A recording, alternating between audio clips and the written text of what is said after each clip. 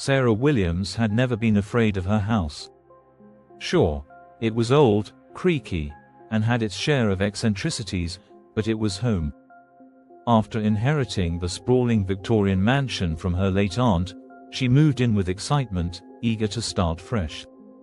The house had been in the family for generations, and she had fond memories of visiting it as a child.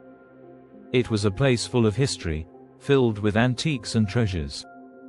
However, there was one part of the house Sarah had always avoided, the attic. When Sarah was young, her aunt used to tell her that the attic was where the family's secrets were kept. Of course, Sarah thought it was just an old, playful superstition. Now, as an adult, she was ready to face whatever lay up there. It was late on a rainy evening when Sarah decided it was time to clean out the attic. The storm outside rumbled ominously, but that only added to her sense of adventure. She grabbed a flashlight, her phone, and a few old boxes for storage. Sarah had always been curious, and this would be her chance to uncover whatever had been left behind all these years. With a creak of the door, she ascended the narrow staircase that led to the attic. The air grew colder as she approached, and the faint smell of dust and old wood filled her nostrils. The wooden steps groaned under her weight as she climbed. At the top of the stairs, she found a wooden door that had been locked for as long as she could remember. Her aunt had always kept it that way, insisting it was too dangerous for anyone to enter. Sarah had never questioned it, until now. With a deep breath, she reached for the key that had been left in the kitchen drawer. It was a rusty, old thing, worn with age, and seemed to weigh more than it should. She slid it into the lock and turned. The door creaked open with a slow, eerie sound, revealing the dark, forgotten space beyond. The attic was just as Sarah remembered it. Cobwebs hung from the rafters, and the floor was covered in a thick layer of dust. Old furniture, chairs, trunks, and wooden crates sat in the corners, collecting more and more layers of dust with every passing year.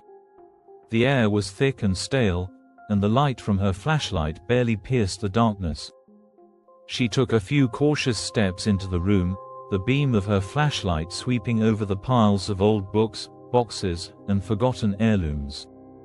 As she moved deeper, she noticed a large, ornate mirror leaning against the far wall. The frame was intricately carved, and it glinted faintly in the flashlight's beam. Something about the mirror seemed off. It felt like it had been waiting for her to notice it, as if it had been placed there with intention.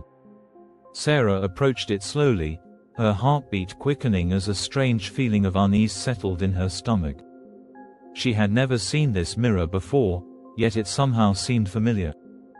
It was larger than any mirror she had ever owned, with dark wood and delicate gold accents decorating the edges. The glass was cloudy, but still reflected her image. Sarah leaned in closer, her fingers lightly brushing the surface. For a brief moment, the reflection wavered, and Sarah blinked, thinking it was just a trick of the light. But when she looked back, she noticed something strange. Behind her, in the reflection of the mirror, stood a figure. She whirled around, but there was no one there. The attic was empty. Her heart raced, and she took a few shaky steps back. It was nothing, she told herself. Just her imagination playing tricks in the dark. Yet when she looked back into the mirror, the figure was still there, this time, standing closer to her. It was a shadowy figure, its features indistinct but its presence overwhelming. She could feel its gaze, even though it had no face. Her body went rigid, and she found herself frozen, staring into the dark reflection. "Hello," Sarah whispered, her voice trembling. The figure did not respond. Instead, it seemed to step closer, its dark form growing larger in the mirror. Sarah's breath quickened, and she backed away from it, her feet stumbling over the floorboards. The strange presence in the mirror moved with her, following her every movement as if it were tied to her in some way. With her heart racing in her chest, Sarah turned her back to the mirror and ran for the door. She was out of the attic in an instant, her footsteps echoing down the hallway. She slammed the door behind her and leaned against it, breathing heavily. Her mind was racing, trying to rationalize what had just happened. It couldn't be real. It had to be a trick of the light, a result of being alone in the house for too long.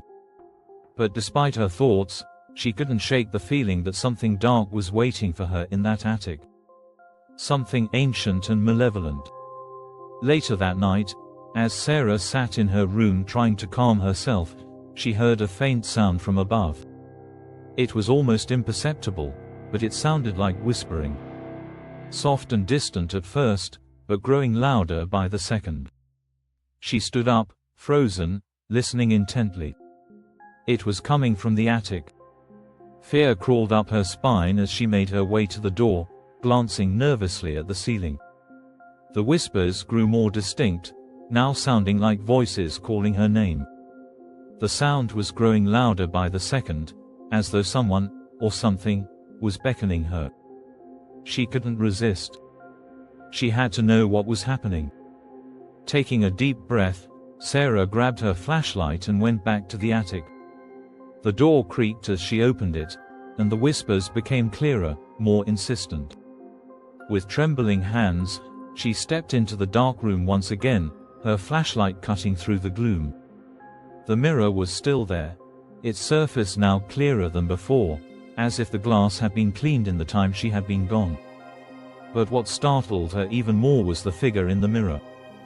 This time, it wasn't just a shadowy outline.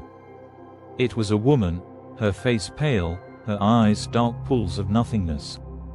The figure's lips moved, and though no sound escaped its mouth, Sarah heard the words clearly in her mind. "You should not have come back."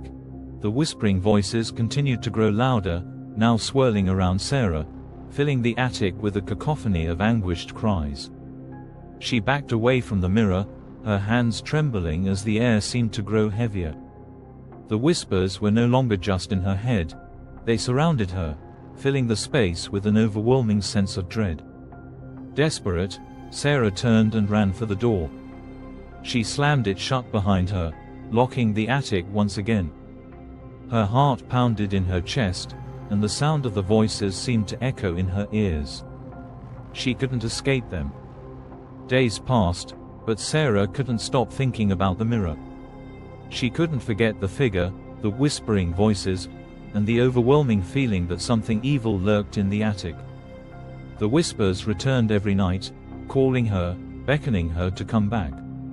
She knew that whatever was in that attic was not going to let her go. The more Sarah tried to ignore it, the stronger the pull became.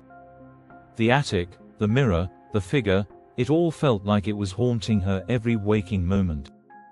And she couldn't escape. But Sarah knew deep down that there was only one way to end this torment.